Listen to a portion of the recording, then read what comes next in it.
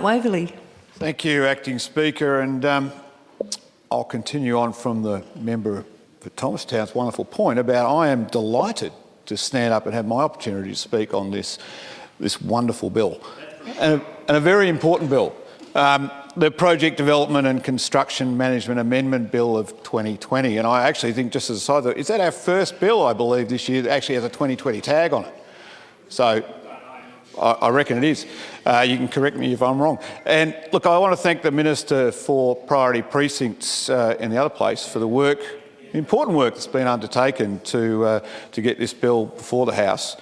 But before I go into detail my own contribution, I just want to comment on some of my esteemed colleagues have also pointed out, and the member for Broadmeadows kicked us off, and I took out of his point that the fact local projects, local relevance of the bill and local knowledge from a good local member. Member for Yanyeen, similarly so, drilling down the member for Paran on his lack of knowledge about the North East Link, and I thought it was a very good point. The member for Essendon, thank you very much for another history lesson, which is very important to put these things in perspective. And I just think the relevance of what you were saying about the growth in public transit investment, I think we can see from the Andrews Labor government how much we have changed.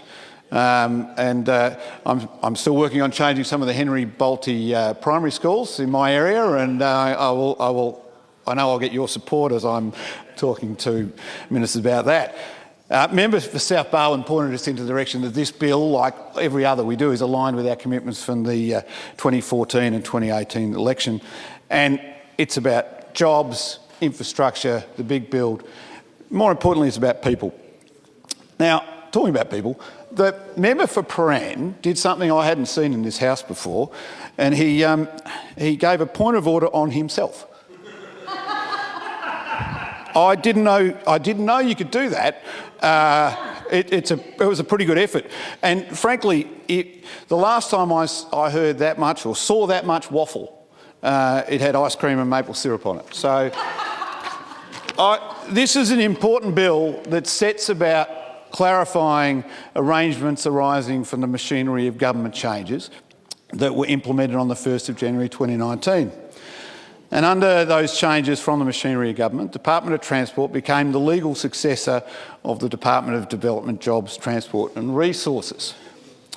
The body corporate created under Section 41A of the Project Development and Construction Management Act is now Secretary to the Department of Transport, and so projects that were administered by the Department of Jobs, Precincts and Regions have been transferred to the Department of Transport.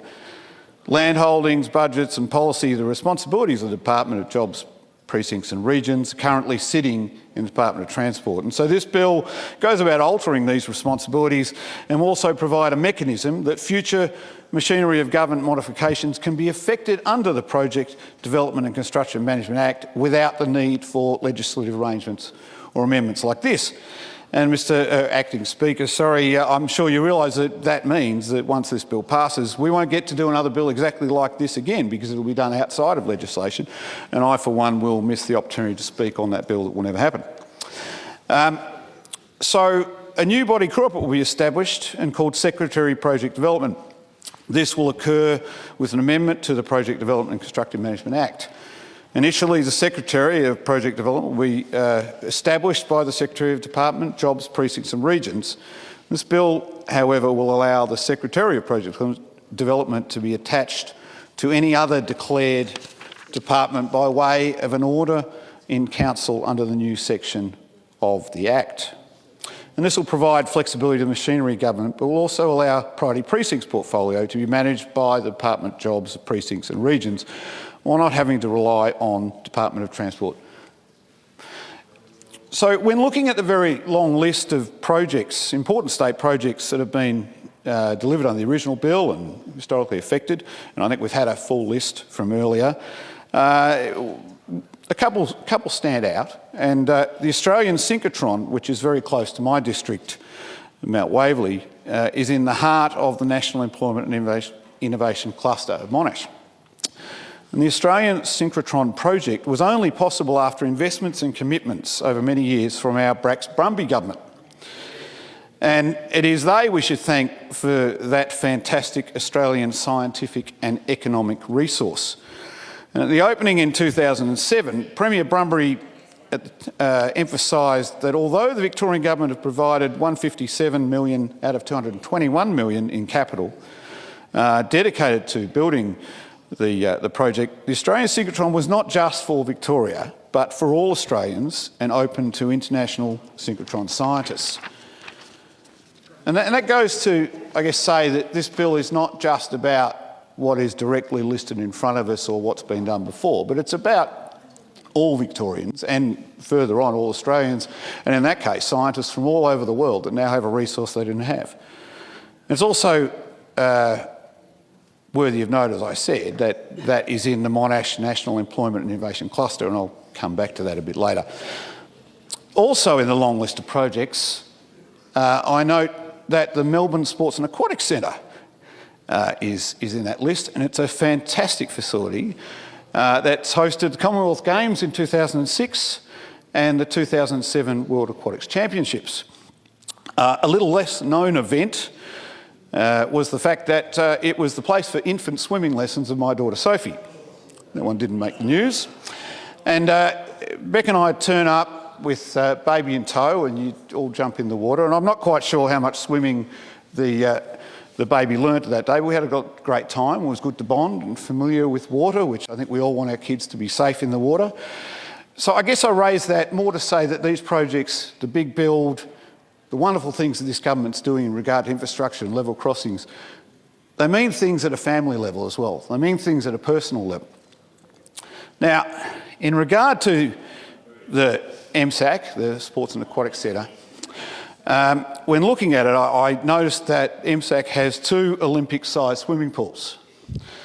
Now, as you would know, Acting Speaker, the Olympic-sized swimming pool is one of the measurements of government. You will hear often that things are referred to in the sense of that would be 40 Olympic-sized swimming pools. But also another measurement of government is MCGs, and I noticed that there was some news about our solar panels being how many MCGs.